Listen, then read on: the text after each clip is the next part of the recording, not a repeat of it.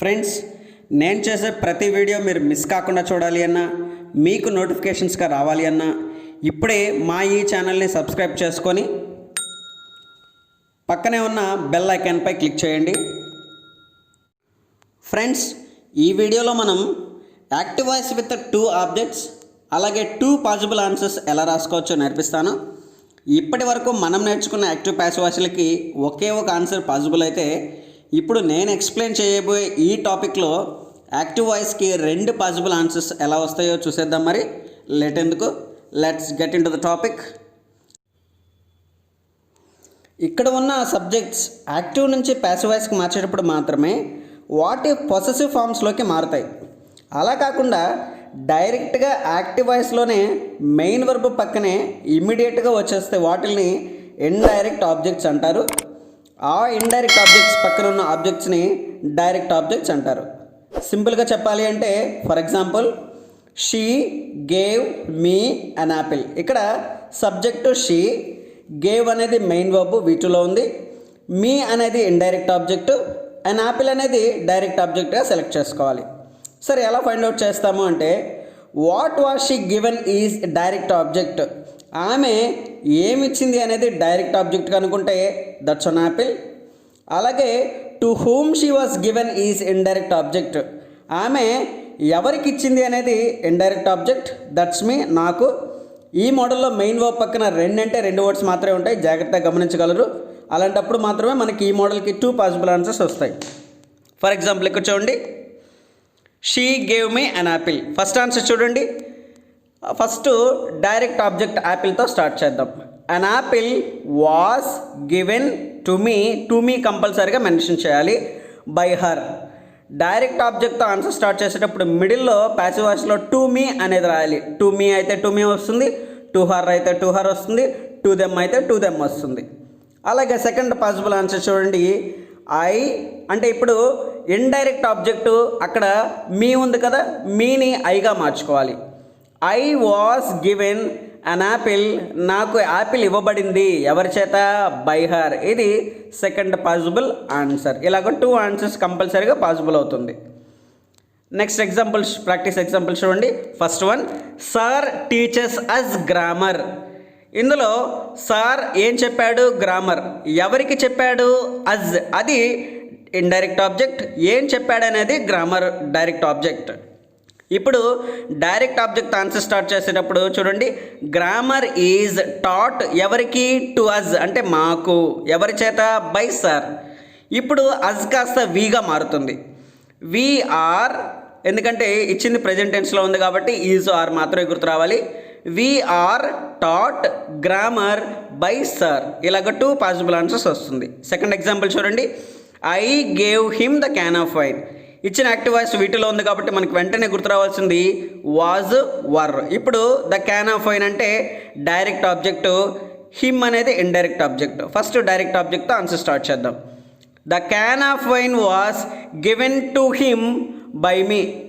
అలాగే second possible answer ఏంటి అంటే, ఇండైరెక్ట్ ఆబ్జెక్ట్ హిమ్తో స్టార్ట్ చేయాలి. అలాగని హిమ్తో స్టార్ట్ చేయకూడదు, హిమ్ని హీగా మార్చుకోవాలి.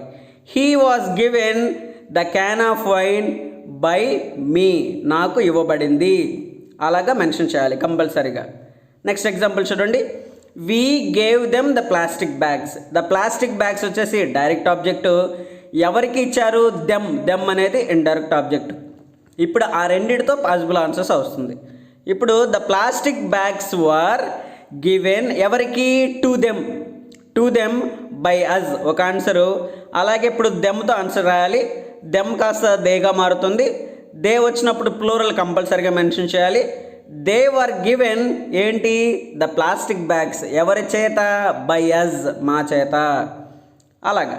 నెక్స్ట్ ఫోర్త్ ఎగ్జాంపుల్ చూడండి. I gave him the hunting boots. Hunting boots వచ్చేసి డైరెక్ట్ ఆబ్జెక్టు, హిమ్ అనేది ఇండైరెక్ట్ ఆబ్జెక్ట్. ఇప్పుడు డైరెక్ట్ ఆబ్జెక్ట్తోనూ ఆన్సర్ రాసుకోవచ్చు, ఇండైరెక్ట్ ఆబ్జెక్ట్తోనూ ఇంకొక ఆన్సర్ రాసుకోవచ్చు. For example, the hunting boots were given to him కంపల్సరీగా మెన్షన్ చేయాలి. టు హిమ్ అయితే హిమ్, టు హర్ అయితే హర్, టు మీ అయితే మీ, టు అజ్ అయితే అజ్. అలాగే సెకండ్ పాసిబుల్ ఆన్సర్ చూడండి. He was given the hunting boots by me. ఇక్కడ indirect object him కాస్త సెకండ్ ఆన్సర్లో హీగా మార్చుకోవాలి. అలా మార్చుకున్నప్పుడు ఇచ్చింది V2 కాబట్టి V2 చూడగానే మనకు వాజ్ వరకు గుర్తు రావాలి, వాజ్ రాసాం అక్కడ.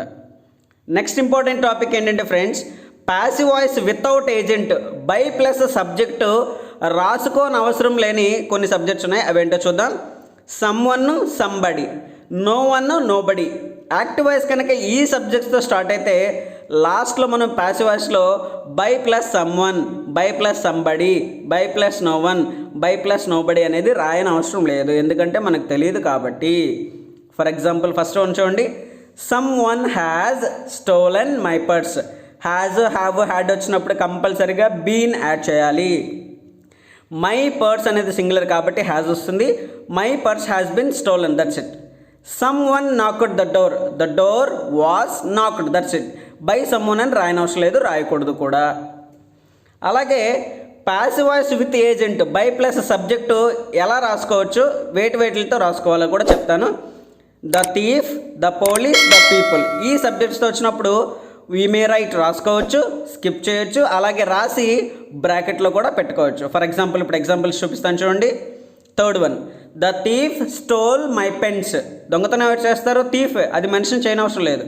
If you wanted to write you can keep it in the bracket, no problem.